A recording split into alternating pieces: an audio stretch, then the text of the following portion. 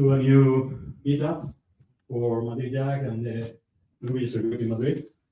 I have a couple of questions for you. First,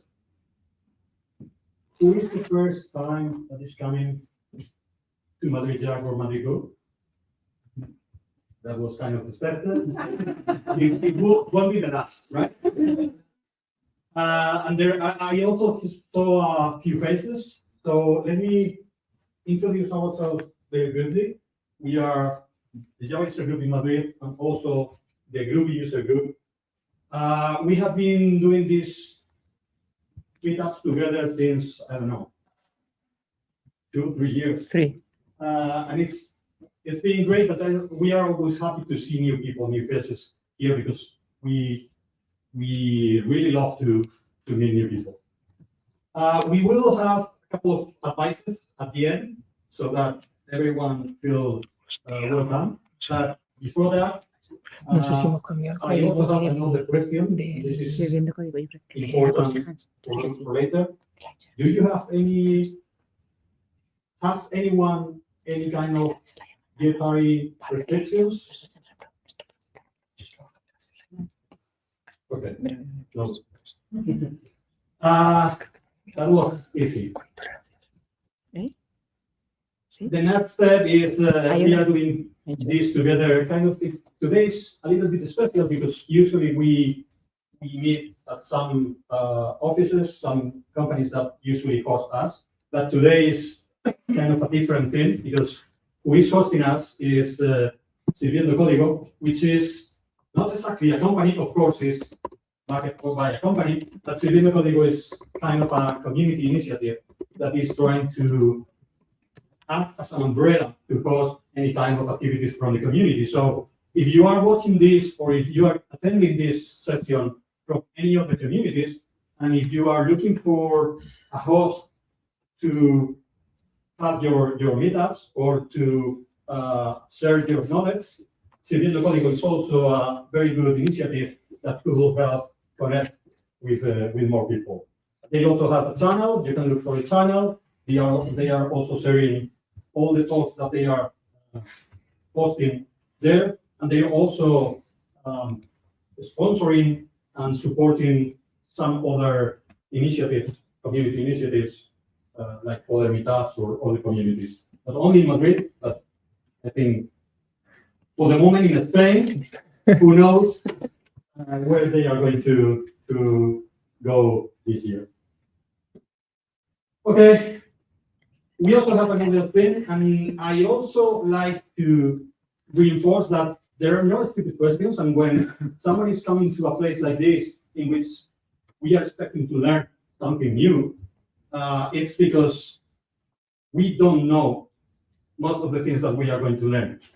And that means that don't hesitate to ask your questions. If you have a question, it's not stupid. The only question is the one that you don't ask. But there are many chances, there are many times in which it's difficult to ask a question. So we are trying to make it easier for everyone here. What we are going to use to run the questions both here and also for everyone watching this online is this application, Proxy Hands, that is actually developed by one community member who is here. And he has a very nice story that he promised to share with us. We are still waiting for that talk. He's going to share how he came up with this idea and also some of the challenges that he is doing for implementing this and trying to be to make it easier for everyone to ask questions. So how it works? You need to connect. You need to download the application. You need to introduce that code CP3J, and then you can ask. You can either write the question that you are going to ask, especially if you are watching this online, or if you are here, you can both write the question if you are shy, especially because sometimes if it's going to be in English, you can either write it in English or in Spanish, and we would translate that for you. So also, if you don't mind asking the question directly, you can just push the button to raise your hand, and you will be assigned with a number. That number, like when you are going to the bathroom. So, and then we will ask for who is having the number 7. And then we will handle the bit to you, and you can answer the question. We will remind this later on, that this is enough of me. Today is a very special day because this is one of the chances one of these occasions in which we are lucky because we knew that the whole panel of project managers at the Eclipse organization was going to be here in Madrid.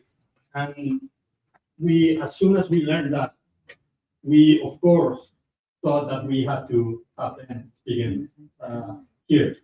So we are going to start with a talk by Ivar Grimstad. Ivar Grimstad is a Java champion, and he's also a developer advocate for Jakarta EE. He was actually proposing a different talk, and we told him, no. We want you to, because we are going to get the chance of having someone from Jakarta EE to actually speak to us about the internals of Jakarta EE. So if you have any question about if they are going to rename another package, that's right now. So because he has the insights of that. So this is a very special occasion because I cannot think in anyone that could be better just to speak about Jakarta. We applause for him, please.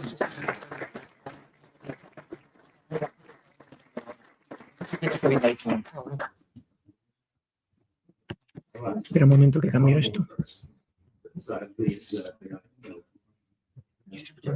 Sí. Espera, que es que le tenemos que decir a Sara. Ese ya lo podrá subir ella. Se lo puede decir a Sara, que es la chica que está dentro.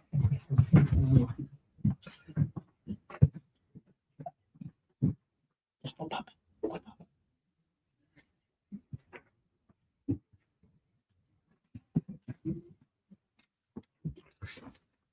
Buenas noches. Gracias por venir a este evento. Okay.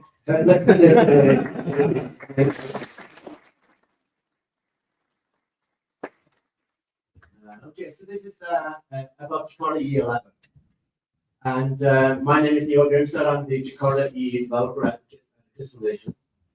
These are my social media. This is an old slide. I don't use X much anymore. It's a Blue Sky one, so I'll share that one with you. Nos estaban diciendo por en los comentarios que se tenía un ojito, y yo creo que era esto que no te contabas mucho. Puede ser. I'm involved in A él sí, yo creo que es porque tiene mi comentario. But you can see me on all these. También ha subido. We're going to talk about Jakarta EE, and before we do that, I want to do a little timeline. So you probably remember the namespace change we did in 2020, and that was Jakarta EE9, and this was all because of legal reasons that we did this namespace change. And we're not going to do it again. I can promise that. But it's a hurdle, but it kind of cleaned up the community. So all the libraries that weren't maintained any longer, you can see they are still on the Java X namespace. So now you know that it's at least updated in 2020 if it's on the current. So it is actually a kind of a little bit elevation of the quality of E10 is the current release sort of out there. It came in 2022, and the brand new thing there was Torco. We'll get into that. And then it's a lot. And originally this slide had 2024, and it had 2024, all of 2024, up until December. We still hope for it, and we actually released core profile. That's why it's /profile. So we're waiting for black profile and black form to be released, but parts of Jakarta 11 was released in December, but not the entire thing. And I'll go into in this talk about what these question marks are and what 11 is. And to do that, just want to set the stage that when we talk about Jakarta EE, we talk about specifications. And a specification is a textual, human-readable document that describes the technology. It's an API artifact that you can find on Maven Central that we as developers are using. And it's a TCK or test compatibility kit that we use to test and verify that an implementation fulfills all the requirements of the specification. It does that, it's a compatible implementation. We need at least one compatible implementation per specification to ratify it. That's final. But from there on, it can be as many implementations as possible. 10 is the current release out there. And this is how 10 looks like. So all the blue ones were updated from 9 to 10. Because in 9, we only did the namespace change. And that was a very good decision by us. Because if we had done these changes in 9, as well as the namespace change, then that migration from Spring Boot 2 to Spring Boot 3 that you've been doing would have been so much harder. Because then there would have been API changes as well. Now it was just a namespace change. And as you see, there were lots of specifications that were updated in 10. If we compare this to 11, you can see it's about the same amount of specifications that are updated. All the blue ones are updated. There's one new one, Jakarta Data, and I'll demo that one later. And the gray ones, they're just because they're not updated doesn't mean they're not important. It's just that they weren't updated for this release. They will be updated for the next release, maybe. Or they are stable as they are. So 11, this is the entire platform. So this is what I'm talking about. This is the Jakarta 11 platform. That's the total set of specification. It has a compatible implementation or many compatible implementations. And each of these specifications also has a compatible implementation. But this is the entire platform, and we're still waiting for that one to be released. And the reason for that is the TCK, you remember, the test compatibility kit for the platform isn't done yet because we're refactoring it. We used the old Java test framework that Sun developed in 1999. So we've updated it to use Archillion and JUnit, so it's a little bit newer technologies. So now it's much easier for other developers to go in and do it. And that work has been a little bit more than anticipated. A subset of the platform is the web profile. That is more the traditional web applications. You have everything from persistence, security, and all the UI stuff. And the web profile is also, that's the next one we're going to release.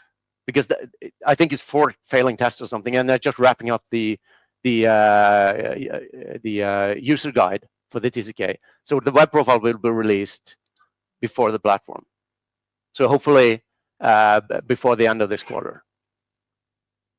And then we have the core profile that was introduced in Jakarta EE 10. And this was the first time we introduced a new profile since Java EE 6, when web profile was introduced. And this is a core set of specification targeting microservices or headless services. So this is for creating RESTful endpoints and the specifications you need for that. And one of the key specifications in this one was CDI Lite, which is a subset of CDI, but it removes the dynamic stuff that CDI has, so it can be resolved at compile time. Because somebody wants to compile this with GraalVM, for example, and produce a native image, then you can do it with CDI Lite. With CDI, it's not possible because it resolves everything or many things at runtime. And core profile is released in December. It's available in Maven Central. There are implementations out there, so you can use core profile today.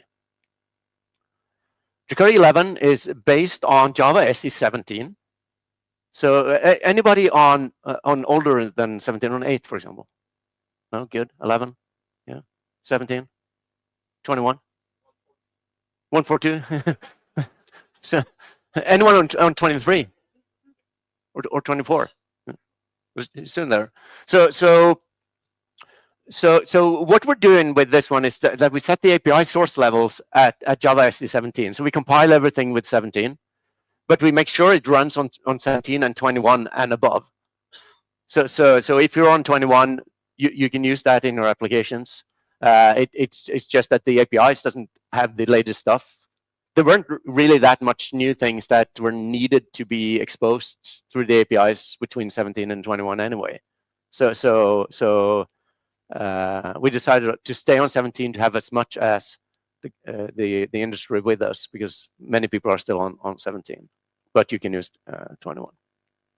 We're also, this is kind of not true any longer, but we're also trying to establish this release cadence. You saw it in 2020, 2022, 2024, 2026, and going on. Every second year, about 9 months after a Java LTS, like 21 was released in September, not last year, the year before. And then we wanted to use release Java Jakarta 11 in June, after 6 to 9 months after the LTS of Java, and that is how we want to continue. So when Java 25 comes out in September, we want to release Jakarta 12 in 2026. But we weren't really able to do this because of the TCK refactoring, but we are working on 12, and we're still sticking on that it should be released in 2026. So this was kind of just a little glitch. There is a milestone of all the APIs out in Maven Central. It was released in May, so we were done with all the specifications and all the work in May. So it has taken from May until February the year after to do the TCK refactoring. So you can understand how massive that job is. And this will be the last time we do that refactoring, because now we're on newer technologies. But you can use the platform web profile and core profile out there as the milestone 4. They haven't changed since that. Yeah, Q3 was the goal. Cross-cutting concerns. What we wanted to do in 11 was to, in addition to update these specifications, we also want to do some things on the platform level. So managed beans were taken away. It's replaced by CDI. We took all the optional features of the specifications. They are not allowed in the platforms any longer. So all the SOAP, XML stuff, gone. That it's only gone from the platform and profile specifications. So if you're still using SOAP, you're safe, you're good, because the implementation are still there. The specification will never die; it will always be there, and as long as you're using it, it will be there. But we won't require an implementation of the platform to have it. The security manager is deprecated for removal in JEP 4.11. It's another JEP later, JEP, I can't remember the number, but it's actually going away. So I think in Java 24, it will be disabled, and you cannot enable it. So it will go away eventually. So we're just making sure that we don't have any references to it. We're embracing Java records throughout the platform as well. So let's go through some of these specifications in a little bit more detail, and then I get to the code. So the security specifications, there are 3 of them. The most important one is Jakarta Security API, or Jakarta Security 4.0. They are introducing that's the API that we as Java developers are using. The authentication and authorization APIs are more for the vendors that implements this stuff. We don't really touch them that much. But they're introducing multiple authentication mechanisms. And the way that works is that you can have an authentication handler, and if it's UI, you can use a form-based one, and if it's a service, you can use a JSON web token, for example. So you can have these multiple authentication mechanisms within your application. I mean, this is easy to do with a proxy in front of something, but you can do it in your Jakarta EE application, actually. We're also creating a bridge specifications to be able to leverage the JSON web tokens properly. So because microprofile has implemented JSON web tokens authentication, Jakarta Security kind of does it, and we need some glue in between, because we don't want those dependencies to go back and forth and create cycles. So that's why we create this common code in a bridge specification in between. We're creating bringing back something that was proposed for Java EE8, an in-memory identity store. So this is good for testing. I wouldn't do this in production, but if you're just testing and you just want to have your identity store defined in your application like this, you can do it. And this is good for your test classes and stuff. But when you go to production, you probably wouldn't maintain it like this way. You can also do the custom policies programmatically. So in this case, you can have these if you're a role of someone who is allowed to go into the office and do stuff, you can actually programmatically say that you can only do that within working hours.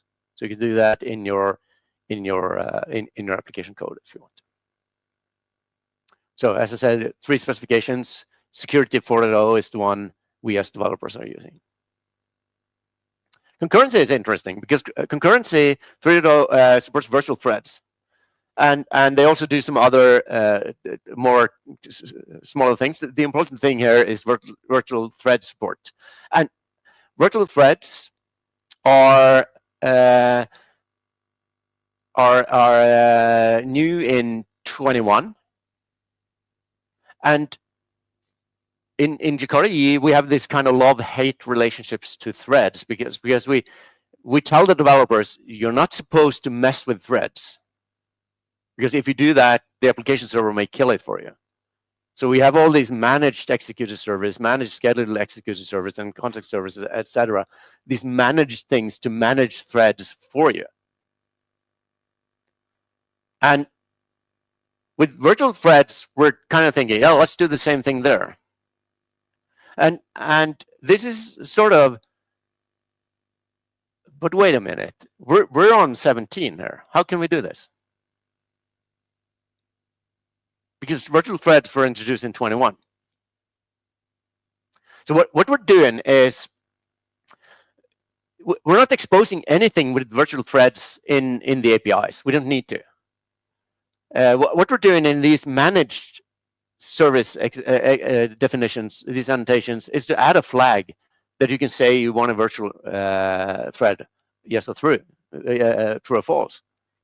And then we define what we said, Java SE runtime aware support of virtual threads, which means that if you're in the concurrency API says that virtual equals true, but you're running on 21, then you'll get a virtual thread as expected.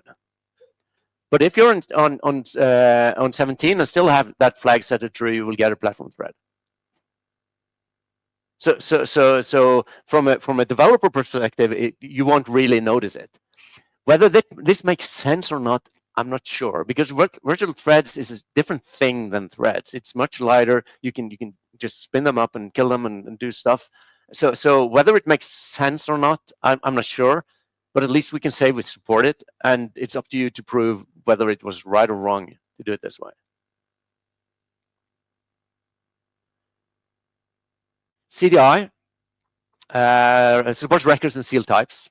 So that's kind of the records thing, so you can inject a record.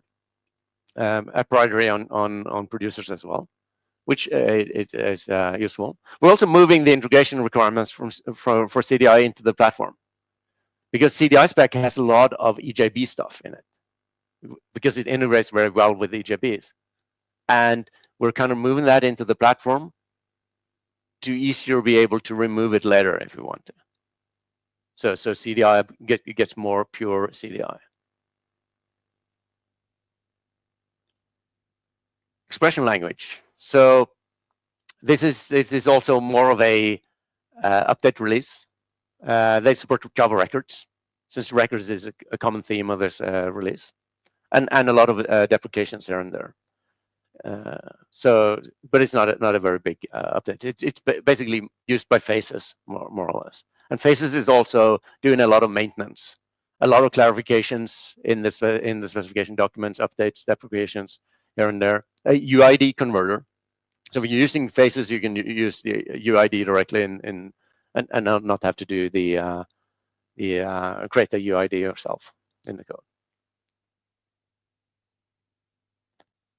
Servlet, same thing. Lots of updates. Servlet is one of our most used specifications. And anybody Spring developers, Spring Boot. Yeah, so you're using servlets. So because Spring Boot, it's built on servlets.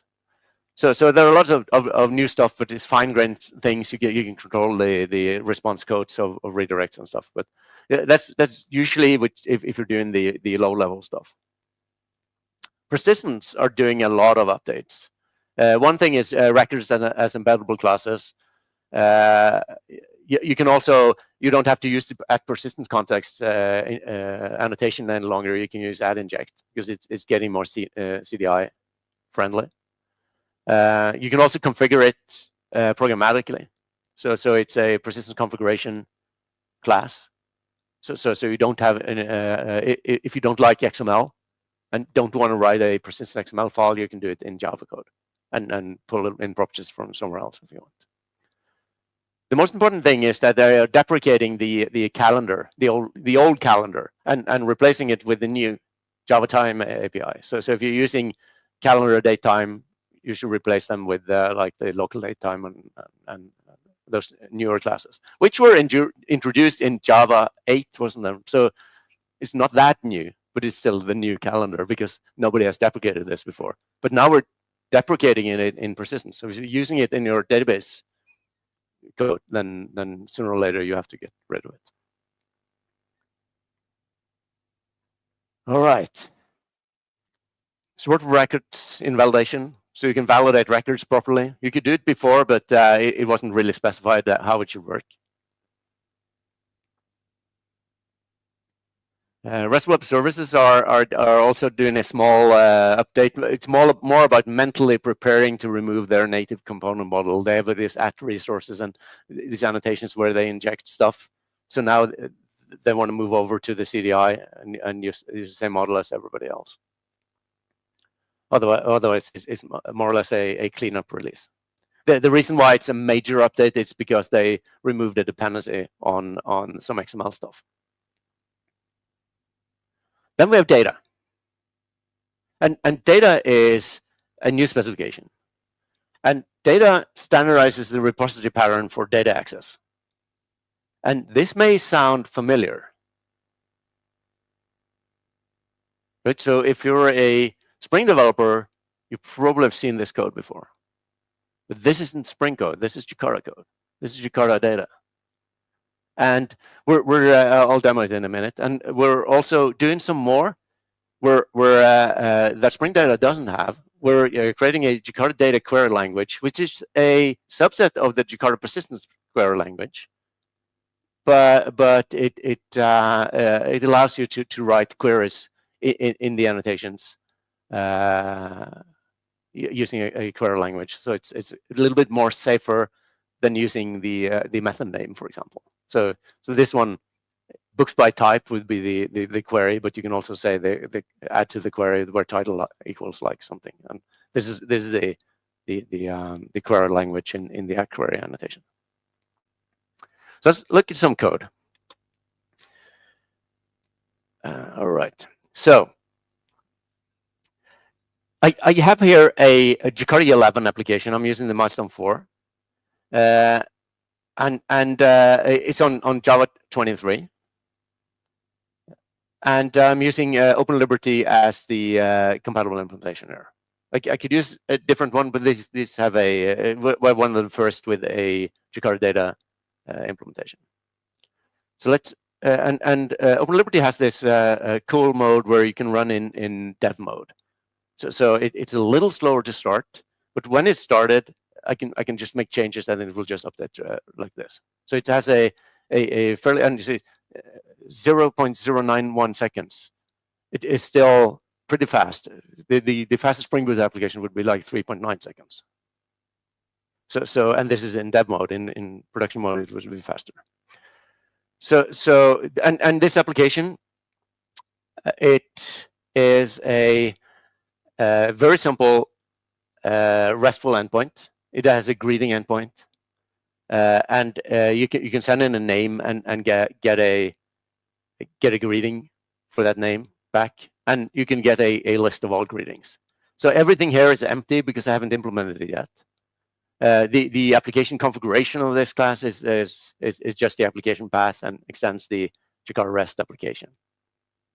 So there are no configuration involved. And I have a entity, a database entity that has a ID name and message and getters and setters to this. So if I just want to exercise this one and test it out and see, I'll just see, do I have any greetings? You can see here it's an empty list. There are no greetings here because I haven't implemented any yet. And even if I post to it, you can see it posts in, but it doesn't do anything. So let's implement this one. And the first thing I can do is to create a new interface. I'll call it greeting repository. And I'll give it a @repository annotation. You can see this is the Jakarta data. I will extend the CRUD repository. And let's just remove this one. And it has a on class greeting with the primary key long. So now I've created the repository. I can now start using it in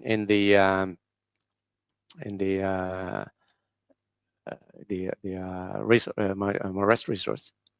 So now, rather than finding one here, I can now call the greeting repository, and here you can see I have all the find all equals find by ID and etc.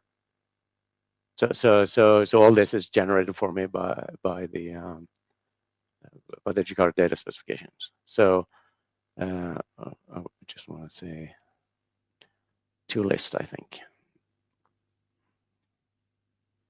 List. I think I have some Git Copilot or something activated because it's just no, wait a second. This is not the find all. I want to do this find all here. There we go. So in this one, I want to do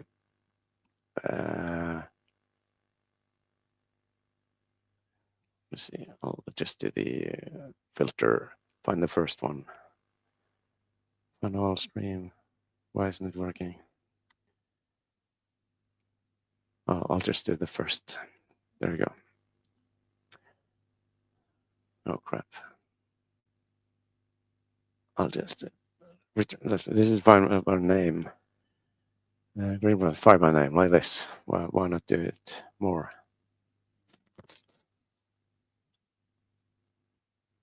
Harder than that. Yeah.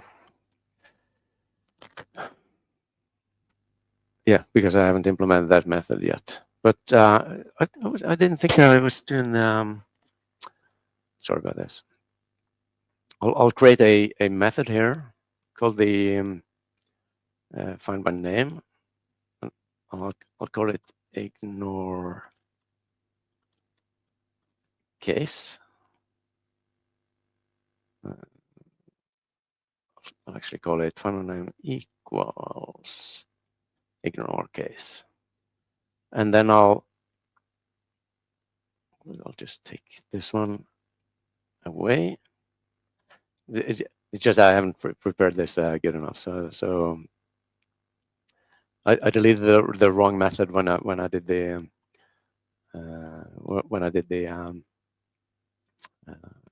preparations for this one. So there you go. So if I wanted to, I should write an optional greeting. Yes, I'm not sure if I have a greeting by name yet. So if I just add a method like this, find by name ignore case, I can now use it in a find by name method. I do call the find by name. I just take the greeting, gets the message, and write only the message. You remember it's an ID and message and a name. So I just use the name to find the greeting. But in order to find this, I also need to put something into the database. So I need a post method as well. Public void great. So I'll just take the greeting in, and I'll use the save method in the greeting repository and save it down. So if I now go and do the list, it's still empty. And if I take and say, hey, let's say hello from Duke here, I should now have the Duke's greeting in the database. If I just say Duke, I should have two of them. So apparently it works. I can also say it to be like gender neutral. I can say hello from Miss Duke as well. So we have all these in the database. And if you remember the find by name method, if I only want the Duke message because there is only one Duke, then I can take this and filter by the Duke and there's hello from Duke. So it's very similar to Spring Boot, or identical to Spring Boot more or less, and very convenient to create nice database access without writing any database queries or anything. And as I said, OpenLiberty is one implementation. We have one implementation with Hibernate. There's an opportunity there because we don't have a implementation at Eclipse Foundation. So helping Eclipse Link, for example, to implement this, or do it as a separate project, or do it at Apache, the OpenJPA, folks would be super happy to have a Jakarta data implementation there. So why not do that? It's a small spec. It's fairly easy if you know persistence. So it's one of the easiest ways to get a hero status in open source. We have some prospective specifications like Jakarta MVC. It's not part of the platform, but it's there. It's version 3, so it's ready. It adds some annotations on top of Jakarta REST, so you can create like Spring MVC. So the add control and view annotations. We also have Jakarta NoSQL. They're in release review very soon now. So Jakarta NoSQL 1.0 will be released maybe in a couple of weeks. So that's absolutely a candidate for next version of Jakarta EE. And a fun fact is that Eclipse JNoSQL, which is the compatible implementation of Jakarta NoSQL, implements Jakarta data as well. And that is the one that will be used as a ratifying implementation for Glassfish for Jakarta EE 11. It won't support JPA, but it will support NoSQL. Jakarta RPC is a project to standardize gRPC within Jakarta EE. It's fairly not very active. And the goal for that project is not to replace gRPC in Java in any way, so to just make it easier to use.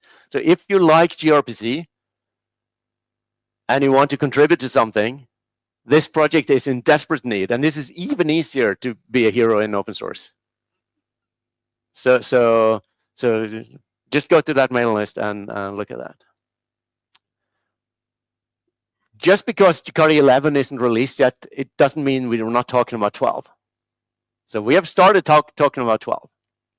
And things we talk about for 12 are config. I threw in AI as well. We're not talking about it, but it would be cool. Jakarta MVC is absolutely a candidate. NoSQL is a candidate. We want to replace EJBs at some point.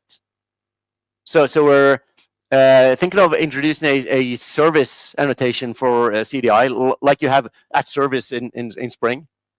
So an at service will do sort of the same things as the stateless EJB does today. HTTP 3 should be supported. I don't know if there actually needs any spec changes or anything, but that will affect mostly servlet to just support HTTP 3 as well. I don't think it's much work for us to do. If you want to check out what we're talking about, we're labeling all the issues that are being discussed or candidates or thrown out for EE12 on our GitHub issue tracker is labeled EE12. And if you want to add an issue, just add an issue and just ping me and ask me to add the label. So then it's up for discussion. So you can filter on this label there. To sum up, Jakarta EE9 did the namespace change that we're not going to do again, hopefully. But if we're going to do, we have some pretty cool tooling for it. We created some transformer tools. There's the Eclipse transformer that does the transformation of the code for you, the bytecode level. So if you had any third-party libraries that were transitive dependencies in your application, and this worked for Spring as well. So if you had any transitive dependencies that were on the Java X namespace, you can just run them through these transformers, and the bytecode would be on Jakarta. And both of these tools work perfectly fine. The Eclipse transformer is at Eclipse Foundation. Apache Tomcat migration tool is at Apache, and they're open source. They're free to use, and they're easy to use. And just try them out. And they can take any namespace. So if your company is acquired and you have to change the namespace of all your code, you can just run the transformer on them. 10 is out there.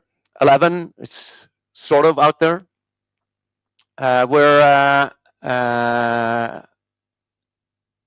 When 9 was the namespace, 10 was the core profile, and 11 is Java 21 records, Jakarta data, CDI centrics, removals and deprecations. So it's a cleanup to increase the performance with the Java 21 and virtual threads, increase the developer productivity with stuff like Jakarta data and records and making CDI the common component model. And the Java levels is on 17, so you have nothing to be afraid of. It will run on 25 as well, and whatever version comes. But we will make sure it runs on 17 and 21. If you want to learn about Jakarta EE, you can go to LinkedIn Learning with this QR code and take the LinkedIn Learning course there. If you don't, this costs money. So if you don't have a LinkedIn subscription for this, you can ask me for a free version of it. And you will get a Jakarta EE10 badge on your LinkedIn profile. The code I showed here, it's the Duke's data. You can look at the Duke's AI as well. I didn't show it because he didn't want any AI presentation here. So you can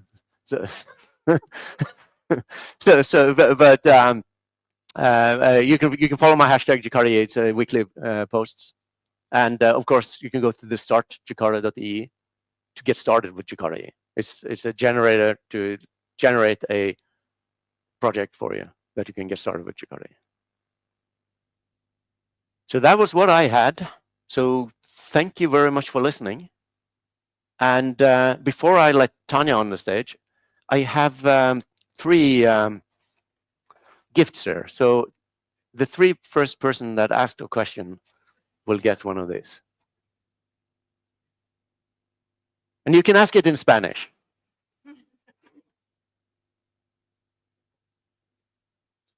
I will any language. In Java. We have one question online. Good. Can I still write native queries with Jakarta persistence? Does it offer any extra stuff than Spring? You can, with Jakarta persistence, yes, you can still write native queries. Jakarta persistence doesn't give you anything that you wouldn't get in Spring, because in Spring, if you're using Jakarta persistence, you would use Jakarta persistence. Like JPA, that's Jakarta persistence. So if you're using the JPA style in Spring, you would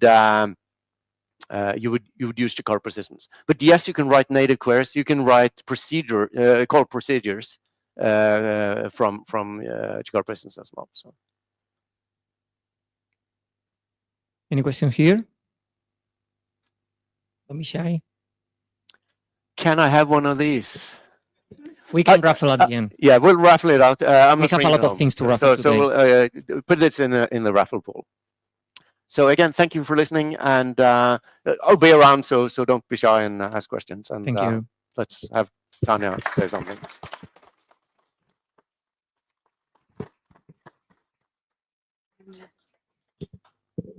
So now that Ivar convinced you that Jakarta EE is a must for you to get involved in the open source, I don't actually want to take too much time and go through the presentation, but what I wanted is to make sure that the slides are available to you and you can find out how to contribute to Jakarta EE.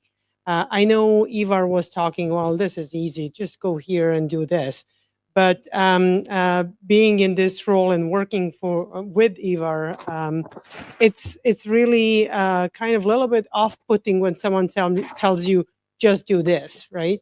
So I want to just make sure that you are aware that there are many, many ways to contribute to Jakarta EE, and there are technical and non-technical ways to be involved.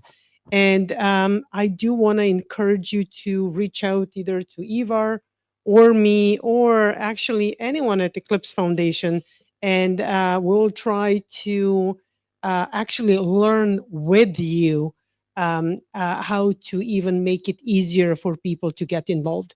I think, of course, I think, as well as I believe Ivar, that contributing to the enterprise Java for Java developers is almost an essential thing to do, at least explore, just because in any business application, whether you're a Spring developer or not, if you're using Java, sooner or later you will hit some Jakarta EE libraries. So knowing that, I really would like to encourage you to understand why you need to contribute as a Java developer, and then how to do it, and just to underline once again that we do need contributions that are non-technical as well. There are many, many opportunities to get involved. So knowing that also this meetup is about a little bit informal conversations and chatting about technologies. I don't want to reveal everything, but I'm more than happy to chat with each and every one of you who is interested to talk a little bit more about Jakarta EE.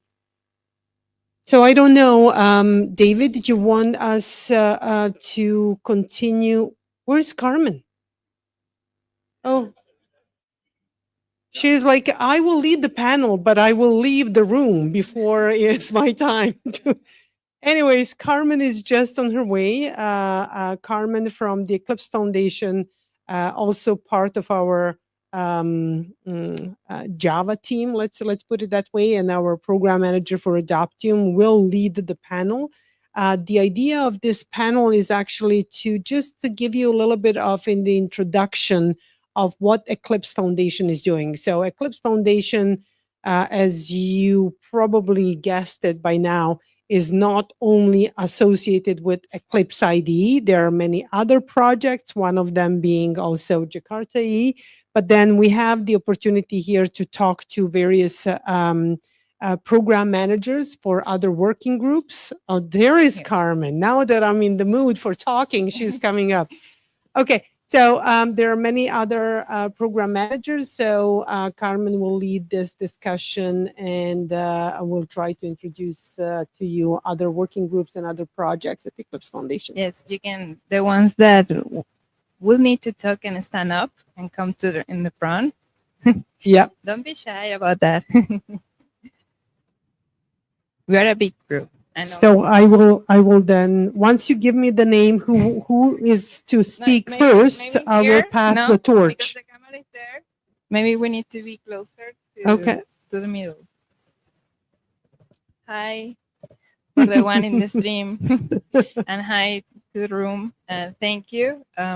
Actually, yes, the point of us wanted to have this panel is because everyone knows Eclipse Foundation because of the IDE, as Tanya say. Every time we go to an event, it's like, yeah, Eclipse IDE. Oh, I used that when I was in college, like 30 years ago. By the way, it's still up, the IDE, don't worry, it's still working, and there is a lot of things here. Actually, Thomas, welcome to the panel. He's in charge of the IDE. I will go first. Because you see, I like to talk. Okay. I'm Adoption Community Manager. You might ask, actually, what is Adoption? I hope no. Is the house of Eclipse Temurin, who is using Temurin on. Oh, I love that. I love to know to meet our users. They moved to Eclipse Foundation in 2021, and actually, Temurin is our biggest project, and we achieved. On October last year, 500 million cumulative downloads, and it's the one we can daily track, which is a lot. We not only have that, we also have the Aquabit is our test suite, and it can be used not only by the ones that are using Temurin, also you have a company that need to run your own runtime. You can use Aquabit because it's an open source. We have a migration toolkit that most of our enterprise users are like, really? You have that? Yes, we also have that project that helps you migrate from Java 8 to 11 and further. You need to go from version to version, but it's very useful. And we also have mission control. And the thing is that behind Adoption, we have a lot of big companies that they're also running their own runtime. So we're getting feedback for what they need. And it's a very open and constructive community. That's from my side.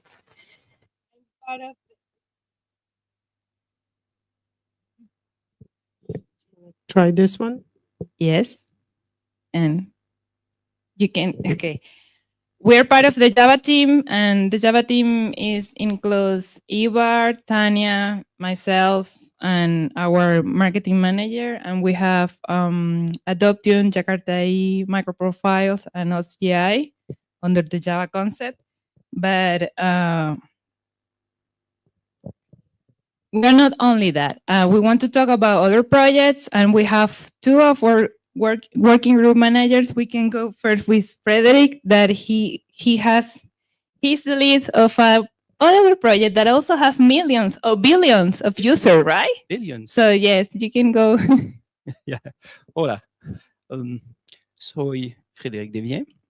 Estoy un gerente de programas para Embedded IoT en la Eclipse Foundation. Nice. Estudio español si no estoy un principiante, lo siento. All right, so switching back to English.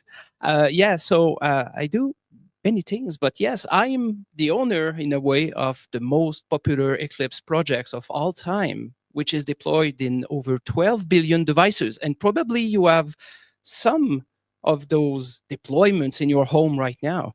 I'm talking about Eclipse ThreadX, which is a real-time operating system certified for safety-critical applications, including home appliances.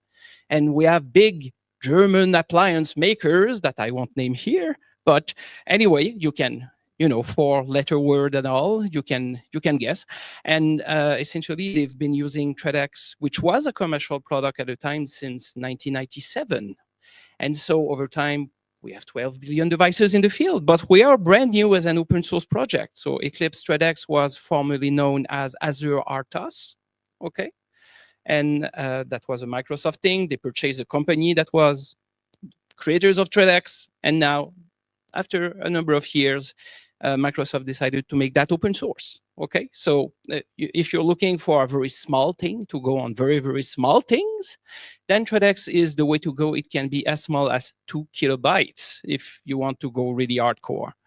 Another thing that we do, which is connected to that also, is open source hardware at the Eclipse Foundation. And this is brand new. So we have a new working group, which confusingly enough is called the Open Hardware Foundation. Nobody's perfect.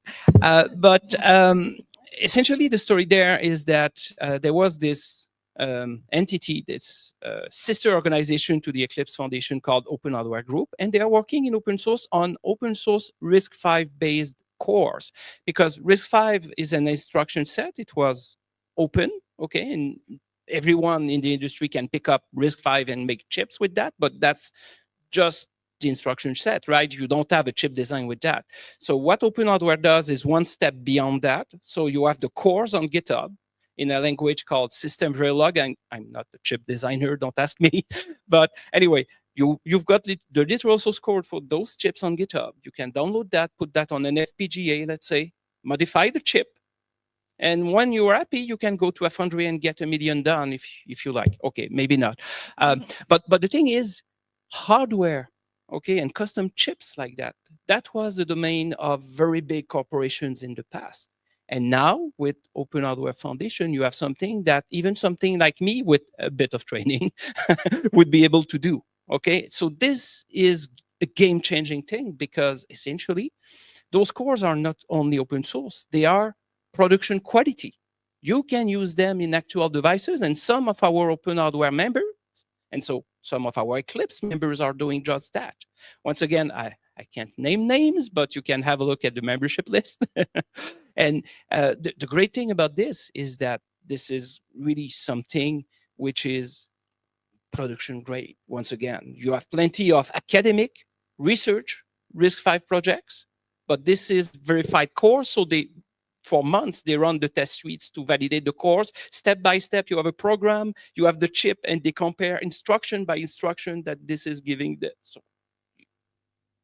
incredible. Anyway, so ThreadX, of course, is on its way to fully support those cores now that Open Hardware is part of the Eclipse family. So now you have this comprehensive ecosystem based on RISC-V, from the chip all the way to the RTOS. And of course, what we have on top, the SDV and IoT building blocks in our ecosystem, and many of them are built in Java. So in my embedded and IoT domain, I have projects like Eclipse Hono, which is a platform for device connectivity, Eclipse Ditto, which is a platform for digital twins, Eclipse Hogbit to push software updates over the air to IP-based devices and things like that. And all of those projects are in Java. So, you know, once you're done playing Hero on Jakarta with Ivar, maybe you can jump on one of those projects and, you know, do have some good-based, good old Java fun over there. So as you can see, embedded and IoT is quite broad, quite wide in scope. And I hope that, well, at least some of you will take a Java pose from time to time and play with it. So that's the story. Thank you, Fred. As you see, he's very passionate about his IoT and embedded. Any question he knows best? Yes. Toman, I will point to you, but I don't know if you want to go or no. Yeah, Because you're I didn't representing prepare- IDE, you need to I did not tell prepare them. anything, but just to say hello. So I am a good old Eclipse IDE guy, but so I know some of you, even our Java champion is using another IDE, so I won't say anything.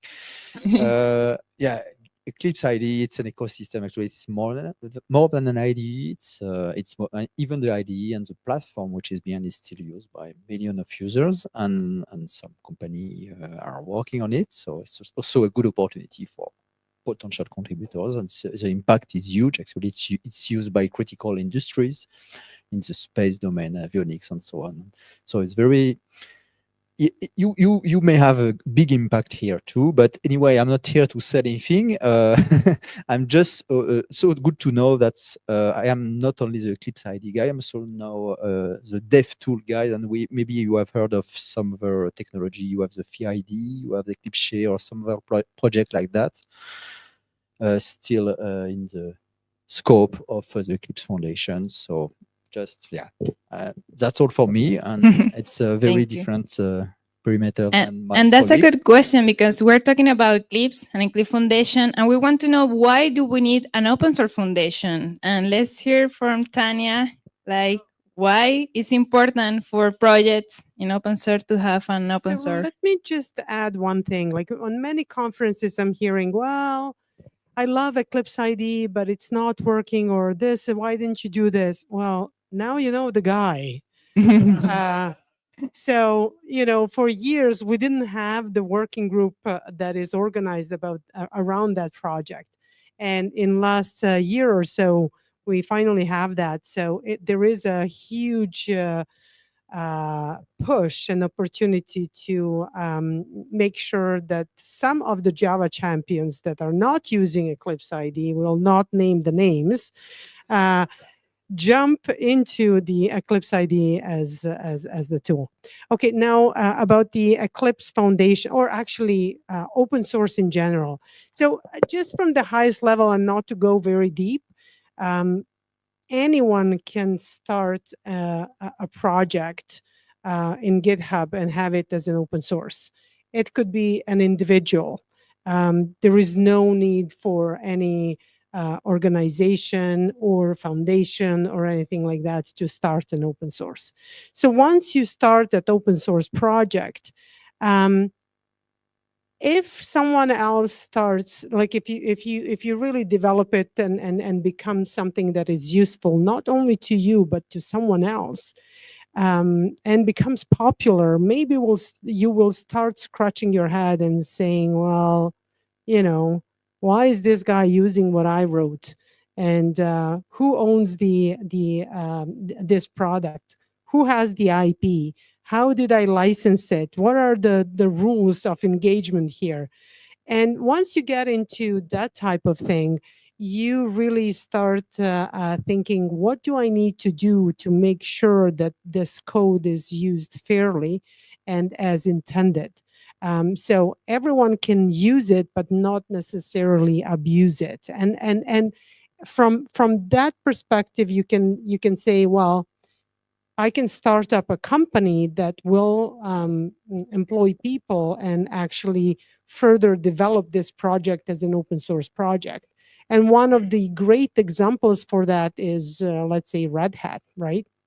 It's a single vendor company that grew crazy, one of the biggest acquisitions in the world in terms of the open source acquisitions. But it's a single vendor company. And decisions are, after all, being made by that single vendor. And then you have the open source foundations that are creating all these rules of engagements, providing various services, making sure that IP is handled correctly, but it's also insisting on the vendor neutrality. Meaning, for example, that at the Jakarta EE as a project, we have 30 members. And who are those members? Like some of them you probably have not heard of, but I bet that for many of them you have heard of. Red Hat is one of the members, IBM the other, Oracle the third one. Then we have Microsoft. So big names. What exactly does that mean to me as a user? It means if, let's say, God forbid, Oracle steps out of this membership, there are other 29 members with their employees who are going to continue developing this technology. So once you start from a small project and growing big, there are many other considerations that should be taken care of, should be considered and taken care of. And a lot of those foundations, like Eclipse Foundation, is handling for you. So that is why big companies or small companies or individuals are contributing to open source through foundations. So I hope I answered that question. If there are questions, I'll be happy. Yes, thank you, Tanya. And I think your topic will lead us to the governance part, because now they have been approved the Cyber Resilient Acts, which not only affect open source projects, it also affect any IT project in general, and also Eclipse Foundation, led by Juan. But we have one here, has an initiative, the Open Regulatory Compliance, or ORC working group. So let us explain about that. Yeah, basically, the situation now is developing technology is fun. Why not ruin it with regulation? And that's basically the role that this working group is playing. We have the Cyber Resilience Act that basically tries to move software development industry from not regulated business to a regulated business. And actually, the situation is that, yeah, we have good intentions because the intention is good, but no one knows how to do it. Not even the commission, not even the regulatory bodies, no one. So, yeah, they did the smart thing, which is basically gather a lot of people and put us in a table to discuss how to do it.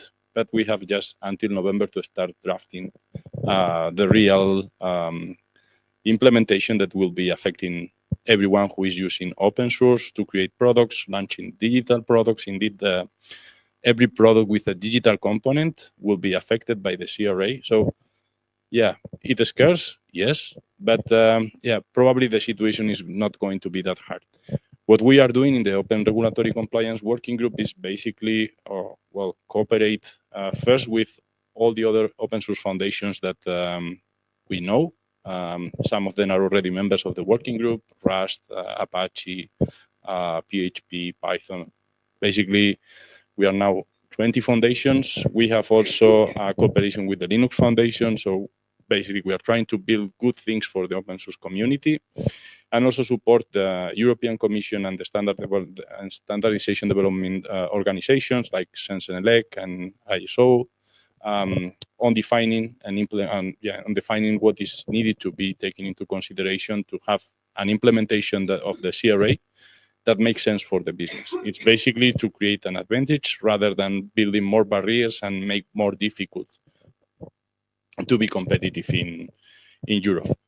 Right now, what we are doing is basically a simple but very useful thing, which is building an FAQ. We have the text, which is roughly 200 pages with a lot of terms, references, and a lot of things. Yeah, and what we are doing is collect all the different questions that we have. We have the role of the open source foundations. We have what is the impact for a maintainer, for a developer, what is monetization. There are a lot of terms that are included in the text that are not clear. And it's important to have this working group as a way of first, through consensus in the open source community, get some responses. But if we don't have a good answer, to communicate to the European Commission to get their view on these key topics.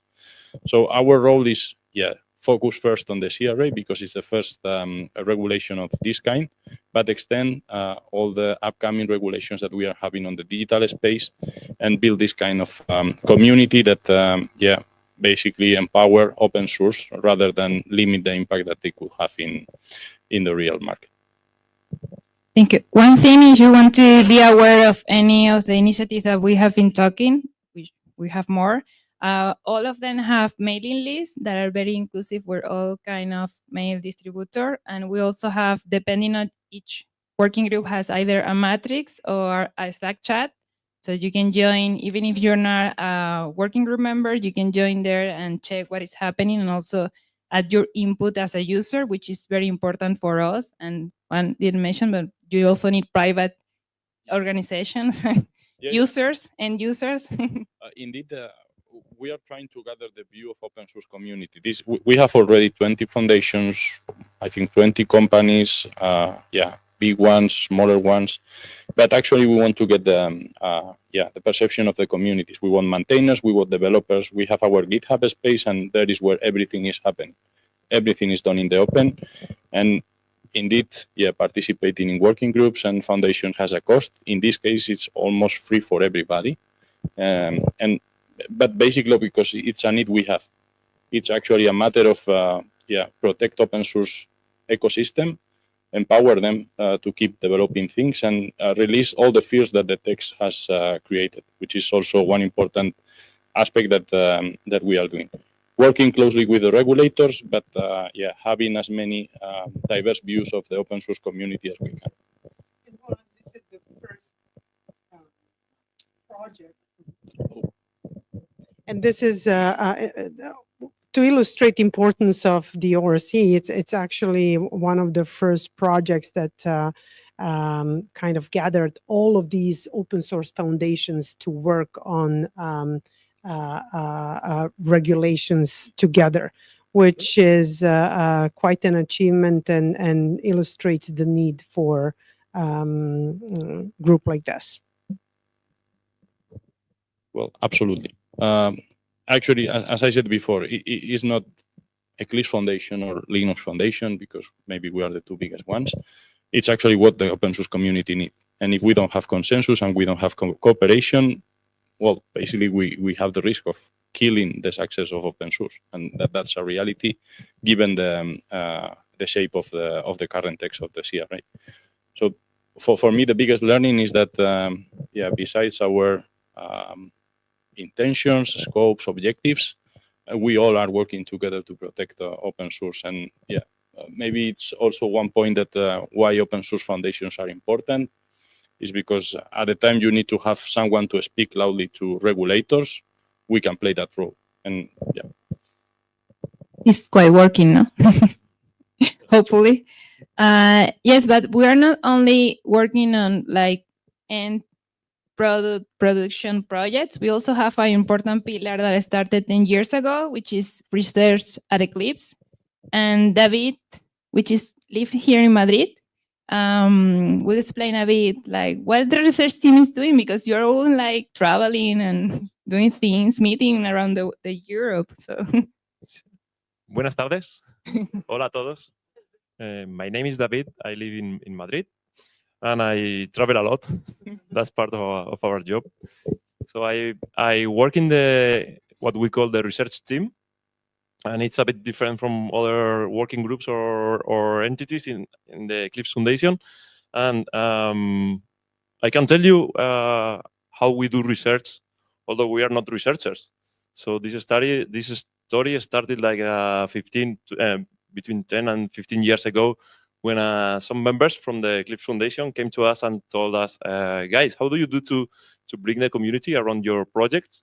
Because we are uploading the code to GitHub 3 months before the project finishes, more or less, and we are not getting anything.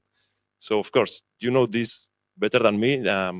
Uploading the code to GitHub is not a silver bullet. You need to do things. You need to get to know your community, go to events like this. So thank you for letting us be here today and speak to you. So you need to contact and reach and insist with your developers. So that's what we started doing in the research projects. So we were invited normally we are working at the moment in the Horizon Europe framework or similar to that, where we help disseminate the open source best practices in the projects. Once we were there doing these projects during the last years, and now at the moment we have more than 15 running projects, we realized that some of the partners and researchers don't know very well what we call the proper open source. So we started helping them to work openly in the open, as you said, and collaborate and develop all together. They were scared of sharing their code. So that's the first area where we helped. And together with that, we are helping to do exploitation of the code of the project. So we help with that as well. So those are the areas where we work in these research projects, doing the community building, the open source. We work with the IP and help with the intellectual property, the licenses as well, and then the dissemination and exploitation.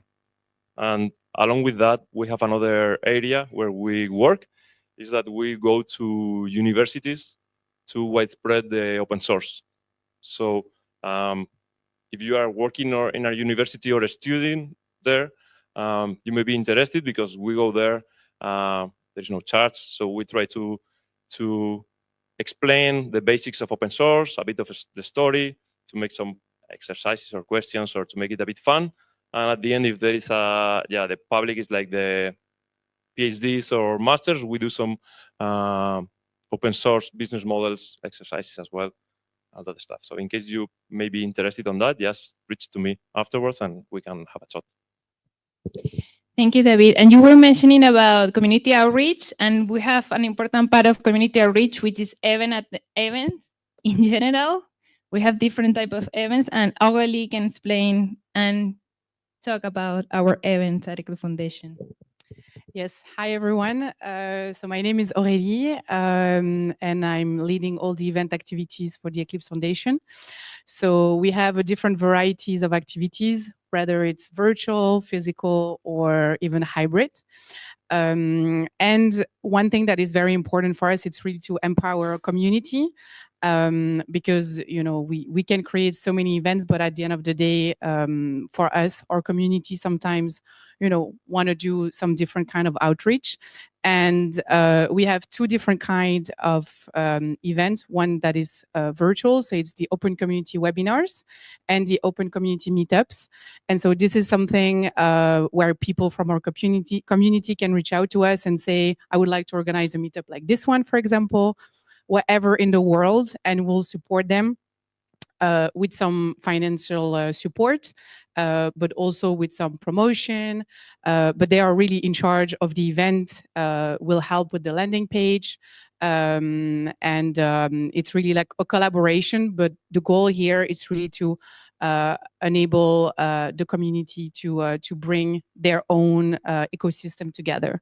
The same goes for webinars.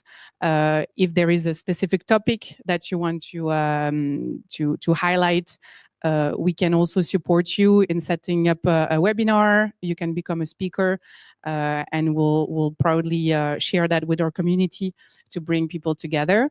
And then the last thing that I wanted to talk to you about was our main flagship event, which is called the Open Community Experience. Next year, it's going to take place in Brussels, and we're very proud to bring, all this amazing working group together, all our communities, and it's a 3-day conference where we touch upon a lot of different topics. And for us, it's also an opportunity to bring all our communities together. It's an amazing experience, yeah, that's pretty much about it. Yeah, Java developers, we need you there. Yes. Yes, because we have open community for Java, so we need Java developers attendance. Thank you all for listening, all of us, and I hope this wasn't a selling pitch. It was more about to share, as I said at the beginning, we are more than Eclipse IDE. Sorry, Thomas, about that. And I always like to share. Actually, I was impressed about everything we do on our daily basis on Eclipse Foundation. Thank you to the team and to everyone for listening to us. David, we are done. We have questions.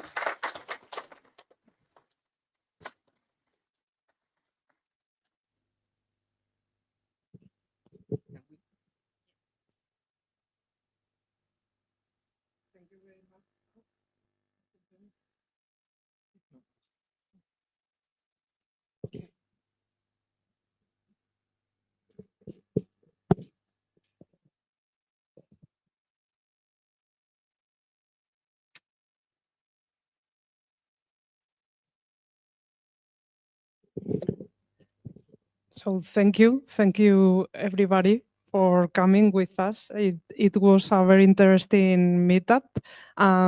We are closing now. I don't know if we say goodbye to the... Not yet. Not yet. Okay. So we have a few news. So next we already have the next meetup. It will be in 3 weeks. We are doing, if you are familiar with the group, you know that it's not the first time that we do this. So we have another Iberian Jack tour. So basically, in this case, Horacio is going to talk in, I think it's 4 Java user groups here in Spain: Madrid, Barcelona, Sevilla, and Malaga. And we've done other tours in the past. So the next one is in 3 weeks. Datadog offices, new venue for us, and we will probably announce the meetup next week. So that's if you want to come, take a look when you receive the meetup notification, and we will be there. Yes, we have some conferences coming, and we are lucky because we have a code for discount. So for Java 1, which is taking place in March, also 18 since 18 to 20, we can copy this code if you are motivated and you would like to attend. Another one, this time it's a local conference here in Madrid, Commit, where some of us are talking. So just don't lose it because it's coming very soon. And we also have tickets for raffle at the end, right? So if you don't have tickets yet, you can win a few of them, and we have more for the next meetup. Yeah. Yeah. Devox UK is not the first time we are partners with the organization of Devox, and we are giving also a discount code. This is this one. We know that that is difficult to get there to London, but don't hesitate. And we have another ticket to raffle, or if nobody wants to participate in the raffle, but there's a person that has a weekend schedule already to London and would like to attend, we can talk about this ticket. Another conference, Codemotion Madrid. It will be 21st and 22nd of May. We have a 20% discount code for the tickets, and we will also have probably a few tickets to raffle, but it will be in a few meetups. We don't have the tickets yet, but we already had that in the past. So if you come here, remember that if you are watching online and you want to enter the raffles, you need to be here in person. It's always that's a rule. You can watch the meetup online, but if you want to win something, you need to be here in the room. Okay, so if you want an opportunity, come to see us on our next meetup.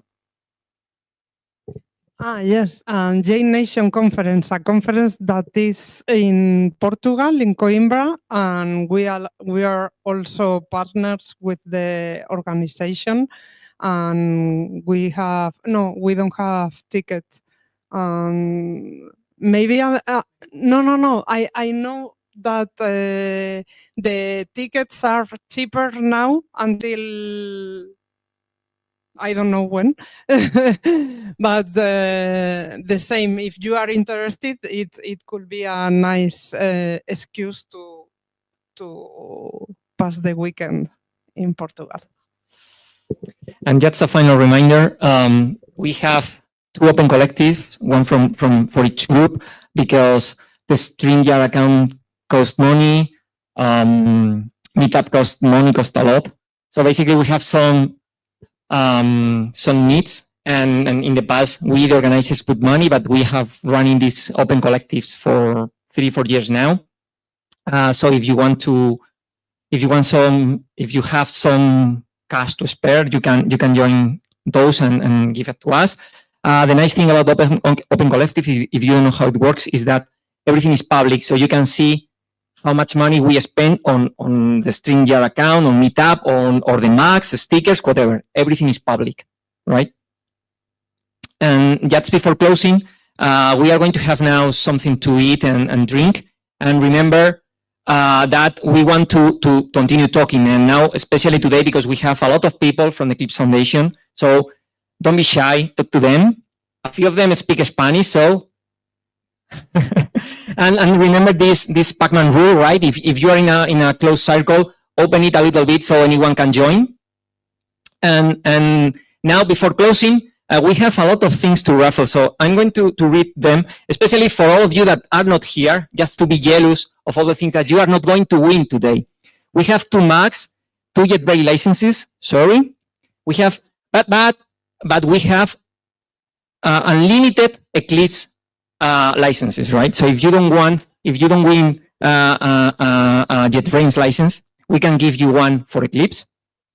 And now one of the meetup organizers, Jero, he's a very Eclipse fan. So you should give him an autograph because he has been using Eclipse forever. And we always try to say to him, do you want a license for JetBrains? And he said, no, I always want to use Eclipse, right? What else? We have 2 books. So Juan Antonio, where are you? So he wrote some books. They are not technical. They are in Spanish, and there are 2 of them to raffle today.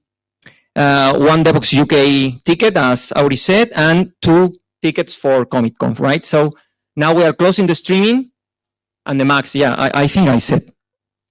So we are closing the streaming now, and we are going to do the, and these things.